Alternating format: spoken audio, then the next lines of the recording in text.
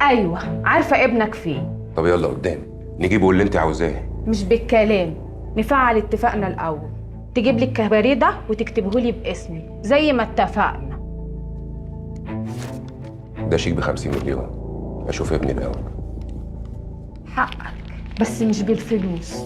انا عاوزاك تأمنني من شاهين، عشان هو من ساعه ما خطف الواد وهو شايله عندي، وبصراحه لو عرف اني سلمته لك هيقتلني.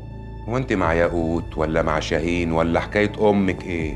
شاهين هو اللي زقني على ياقوت من الاول، وانا لا شفت اسود من شاهين ولا ابيض من ياقوت. وانا لما عرفت ان الواد ابنك قلت اسلمه لك واعمل مصلحه، واديني بكسب سويه. انا هامنك من شاهين واعمل لك كل اللي انت عاوزاه، بس استلم ابني الاول.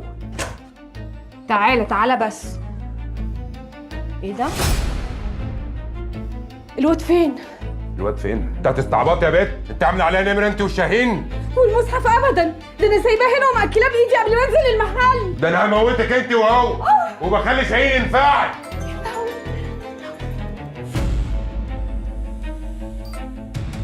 حمزة حبيبي عامل ايه؟ يا ترى الوقت مناسب اكلمك؟ اخلص. معايا حاجة كده عايز اوريها لك. انت كنت الرجالة ايه؟ انت فين يا ياقوت؟ ايه ده؟ نيلي، ده انت بتبيعيني جمله وقطاعي. ايدي بقى عشان الحساب جاي. انت فين يا لا اخلص؟ انا في المسبك. يا عم ما تخافش، الواد هيحصل له ايه؟ الواد مبسوط مع عمه ياقوت. عايزه؟ تعالى خده، بس تيجي لوحدك. ملهاش لازمه الشبحانه عشان ما تزعلش.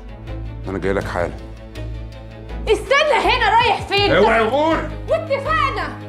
يا لهوي، هو انت هتسيبني مني الياقوت وشاهين؟ يا لهوي يا لهوي يا لهوي يا لهوي.